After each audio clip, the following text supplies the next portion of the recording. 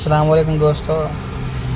हम मुसलमानों के लिए वैसी साहब अपना जान ताकत कुव्वत पार्लियामेंट से लेके हिंदुस्तान के हर एक कोने कोने में कस्बे कस्बे में तमाम लोगों के लिए बात रखते हैं और सच्चाई के लिए लड़ते हैं। आप लोग इनकी बात सुनिए और ज़्यादा सपोर्ट कीजिए। और बटेंगे तो कटेंगे किसको बोल रहे हैं? हम चैलेंज कर रहे हैं, बोलो तुम किसको बोल रहे हैं? एक है तो सेफ है, व्हाट्स योर टेक? अनेक हैं तो अखंड है। ये आरएसएस की सोच है पुरानी, गोलवालकर से लेकर। अब बोलो बुलडोजर की बात करो, हिम्मत है तो योगी। कल के जजमेंट के बाद तो उनको तो शर्म से डूबना चाहिए। अब मैं बोल रहा हूँ 12:36 हुए हैं। वो होश ने कह दिया 12:36, ये क्या बात है? एक होता है आपने बोला 12:36, एक आपने कहा 15 मिनट बाकी है और फिर पब्लिक चेयर कर रही है। देखिए, मैंने कहा कि अभी 15 मिनट बाकी है और मीडिया को कहा कि 9:45 और घड़ी देखो। चील उड़ी तो बोलेंगे भैंस उड़ी। ये कैसी बात है? बोलिए आप। निकाह होना चाहिए। निकाह के बाद औलाद जब पैदा होगी, अब्दुल्ला होगा या फातिमा होगा, जब डिसाइड करेंगे नाम रखना, तो 20 तारीख को निकाह होगा। 23 को क्या नतीजा आएगा जब देखेंगे। मीडिया का लास्ट सवाल नहीं, मेरा लास्ट सवाल है अभी। मेरा लास्ट सवाल। नमस्ते, अभिनव पांडे नाम है मेरा और ललन टॉप की टीम चुनाव यात्रा पर है। चुनाव यात्रा महाराष्ट्र के संभाजी नगर, जिसको पहले औरंगाबाद के नाम से जाना जाता है, वहां पर है। असदुद्दीन ओवैसी अपनी पार्टी का प्रचार कर रहे हैं। यहाँ पे इनको जो दूसरी बड़ी सफलता मिली थी हैदराबाद के बाद, कहा जाता है औरंगाबाद से इनका एमपी बना। अतः साहब, कैसा चल रहा है चुनाव प्रचार? क्या लग रहा है इस बार माहौल? नहीं, हम काफी मुतमईन हैं। एतमाद है इंशाअल्लाह ताला औरंगाबाद की इन दोनों विधानसभा की सीट पर यहाँ की आवाम नासिर सिद्दीकी साहब को और इम्तियाज जलील साहब को अपना नया आमदार इलेक्ट करेगी।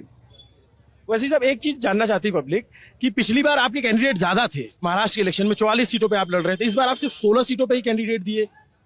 अब ऐसा है ना कि ज्यादा लड़े तो क्यों लड़े, कम लड़े तो क्यों कम लड़े, तब इसका तो कोई जवाब नहीं है। पार्टी अपनी स्ट्रेटेजी के लिहाज से, अपने फीडबैक के लिहाज से डिसीजन लेती है। तो मीडिया को और हमारे जो अपोनेंट्स उनको बड़ा तजस्सुस रहता है, क्यूरियोसिटी रहती है। भाई, हमारी पार्टी का फैसला है, हम हरियाणा नहीं लड़े, समझे ना? तो ऐसा है। अब की बार आप जो है कम सीटों पे चुनाव लड़ रहे हैं, लेकिन आप ये एक बात मुझे बताइए साहब कि दी पार्टी वाला तमगा पीछा छोड़ रहा है कि अभी भी वो सवाल? नहीं, हम तो अला ऐलान कह रहे हैं कि हमने कमला हैरिस को हराया और ट्रंप को जिता दिया।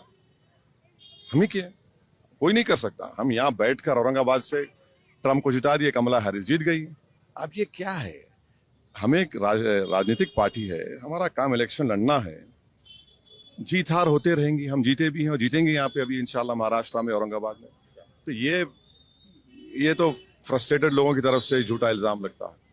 आपके एक मित्र है जिनसे आपकी मित्रता कम है, अखिलेश यादव जी, उन्होंने भी अपना कैंडिडेट यहाँ पे दिया। आमतौर पे उनके गठबंधन है और यहाँ पे फ्रेंडली फाइट लड़ रहे हैं। तो ये क्या यूपी का यहाँ पे निकल रहा है क्या? एक बात बताइए, महायुति का कैंडिडेट अलग है, अगाड़ी के कैंडिडेट अलग है, और ये समाजवादी अगाड़ी में है। ये समझ में नहीं आ रहा कि कांग्रेस भी हमारे खिलाफ लड़ रही है, ये अखिलेश भी यहाँ पर लड़ रहे हैं। ये कौन सा इनका अगाड़ी है?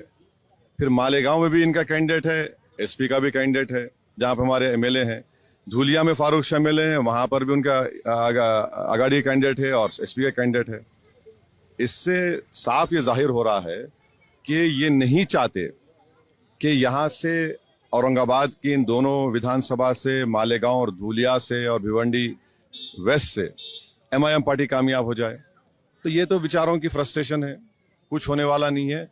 बदतरीन तरीके से लोग हारने वाले हैं, देखना है, इनको जमाने भी नहीं बचा पाएंगे इंशाल्लाह। अच्छा, एक बात ये मैं जानना चाहता हूँ कि जो पॉलिटिकल अभी रिमार्क्स आ रहे हैं, और खास करके आपका एक बयान आया और एक देवेंद्र फडणवीस जी का बयान आया, आपने सुना वो बयान उनका, जिसमें उन्होंने कहा कि औरंगजेब की विरासत पे कुत्ता भी पेशाब नहीं करेगा, इस टाइप का बयान दिया और आपने भी जवाब दिया। तो इस पे आप लोग इस तरह की फाइट क्यों है?